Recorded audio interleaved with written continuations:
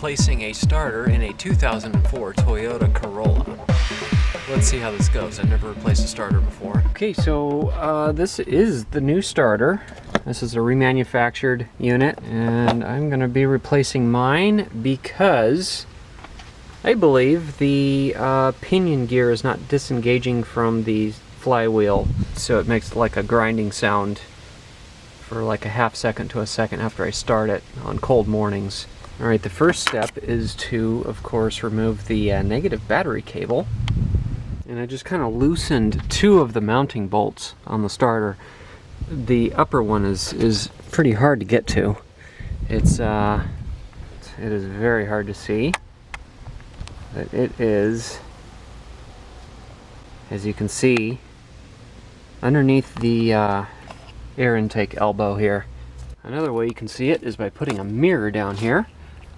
And if you look in the mirror, you can see the bolt. It's the one closest to you.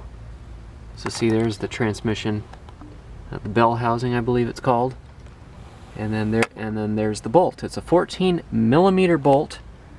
And a lot of YouTube videos recommend, some of them recommend taking out the battery, some recommend taking out the air intake, taking out this, taking out the elbow, and then others recommend taking out the fan and the fan housing so that you can get better access to it. But I'm going to try and doing all this without any of that. Okay, so I am now up under the car, and you can see there is the that's the solenoid that you're seeing right there. There's the starter body right there. The other 14mm mounting bolt is going to be, and we got to loosen that as well. But the first step is to remove the electrical connections. Once I take off the negative battery cable, I'm going to be taking off this electrical clip here, and then taking off the boot, and then there's a nut there under that, and we're going to take the nut off and remove the electrical connection from that as well.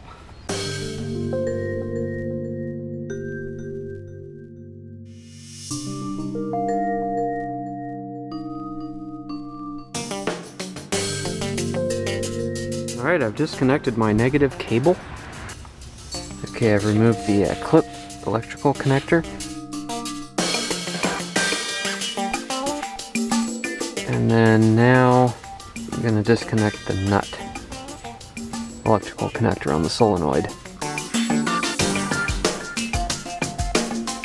And that is a 12mm fitting, by the way. And then again the mounting bolts are 14mm.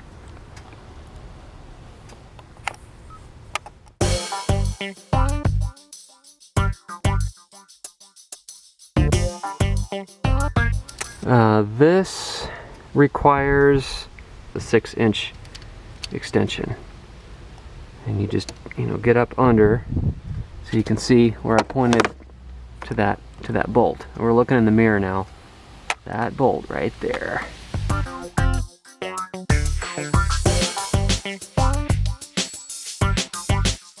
Alright, so I loosened both of the 14mm bolts, removed them, and I actually removed the top one first, then I got up under the car. I don't know if this is the recommended way of doing it. Oh, I got a nice big smudge on my face, don't I? So I removed the top bolt first, and then I got under the car, removed the lower bolt so that the thing would just drop out, and then I could ease it out. And it took a bit of, you gotta sometimes rock it back and forth a little bit to loosen it, especially if that's the original equipment. And now I've got the new starter right here. Got the new starter, and I'm hoping that getting that thing into position isn't too difficult. This thing is pretty heavy. This is probably about, I don't know, 10 pounds or so. Especially when you're under a car and you're holding it up with one hand for a while trying to get it into position if it's your first time doing such a starter. But once you have the starter off, I also recommend inspecting the flywheel teeth to make sure that your flywheel is in good shape.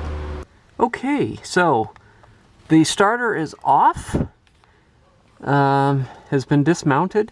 Front of the car is that way. There's the oil filter on the left. Anyway, you can see the flywheel right there. My understanding is you want to make sure that none of the teeth are broken, chipped, or rounded.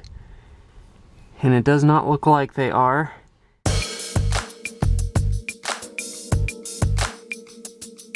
Alright, just got finished installing the starter, and I'm going to start it up for the first time and see how it goes. So here it goes.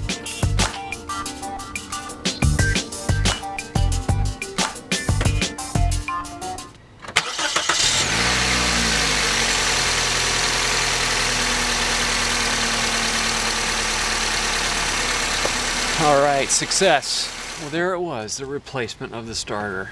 Not too bad.